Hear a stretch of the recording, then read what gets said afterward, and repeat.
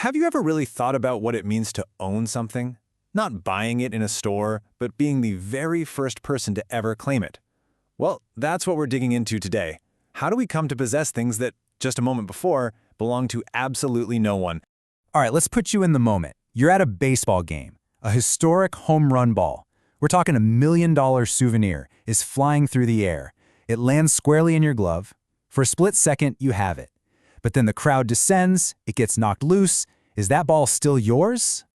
Believe it or not, to figure out who owns that baseball, we can't start in the 21st century. We have to go back, way back. Because the legal idea that solves this whole mess was actually hammered out during a dispute over a fox back in 1805. And that brings us to our first big case, Pearson versus Post. This is the foundation, the case that literally established the ground rules for how you claim something that's unowned. It's called the rule of capture. The story is pretty simple. A guy named Post is out hunting a fox with his dogs. He's been at it for a while, he's put in the work, and he is this close to catching it. Suddenly, another guy, Pearson, sees what's happening, jumps in at the last second, kills the fox, and walks off with it. So the question is simple: who owns the fox? So you've got two competing arguments here. Post, the pursuer, says, hey, I did all the hard work, I should be rewarded for my effort. But Pearson, the guy who actually captured it, has a much simpler claim. Pursuing isn't possessing. I'm the one holding it. End of story. And the court sided with Pearson. Their goal was to create a super clear, simple rule that would prevent endless arguments. And that's how we got the rule of capture. It says that just chasing a wild animal isn't enough. To make it yours, you have to actually take away its freedom. Kill it, trap it, or at least mortally wound it. Okay, that seems pretty black and white, right? You catch it, it's yours. But what happens when the real world gets messy? When that simple finders keepers rule just doesn't feel fair? And that brings us right back to that $1 million baseball. The modern case of Popov versus Hayashi took that 200-year-old rule about a fox and put it to the ultimate test.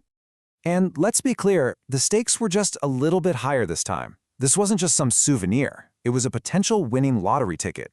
The moment that ball was hit, it was legally considered abandoned property, which means it was totally free for the taking by the first person to grab it.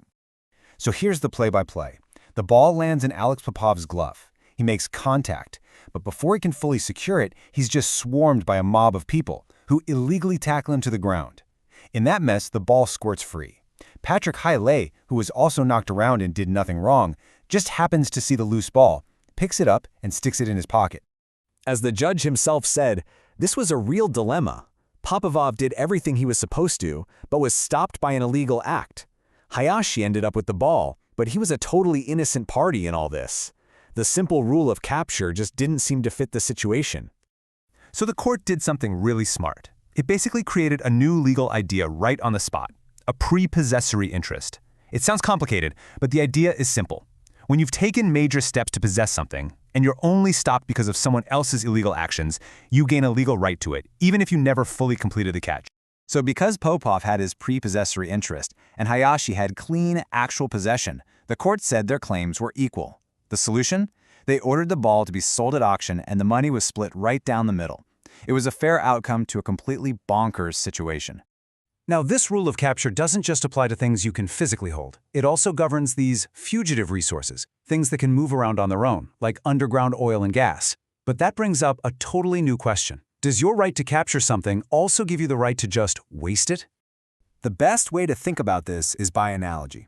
Just like a fox can run from your property onto your neighbor's land, a pool of oil and gas can flow from under your land to a well on your neighbor's land. The law treats them pretty much the same. Whoever captures it first on their own property owns it. So in this case, Texan Drilling was running a well next to the Elif's property. But because they were negligent, their well blew out. And for years, it just spewed massive amounts of gas and oil into the air, draining the shared reservoir and pretty much destroying the resource for everybody. Now, Texan's argument was basically, hey, rule of capture. We captured it, so it's ours to do whatever we want with, even if we just waste it. But the court drew a firm line in the sand. They said, the rule of capture is not a license to be negligent. It does not protect the wasteful destruction of a shared resource. And this decision established the principle of correlative rights.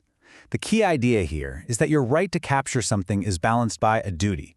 You have the right to get your fair share of a common resource, absolutely. But you also have a responsibility not to negligently waste it or ruin it for all your neighbors. Okay, so we've looked at a fox, a baseball, and a whole oil field. Let's zoom all the way out now and look at the huge idea that really ties all of this together. What is property really? This gets to a really fascinating and maybe surprising idea.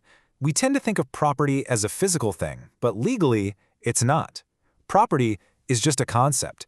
It's a set of rules that we, as a society, have all agreed to follow. It's basically a human invention. In law school, they often describe property as a bundle of rights, like a bundle of sticks. This bundle includes the right to keep other people out, the right to use the thing for yourself, and the right to sell it or give it away. But, and this is the most important part, you don't always get all the sticks in the bundle, and the law can limit each and every one of them. And that's the thread that connects all of our stories. Each case shows us the law adjusting that bundle of rights. The fox hunt set the basic rule for getting the bundle. The baseball case showed that sometimes fairness demands that we split the bundle. And the oil field case proved that your right to use what's in your bundle is limited by your duty not to waste it for everyone else. It's always a balancing act.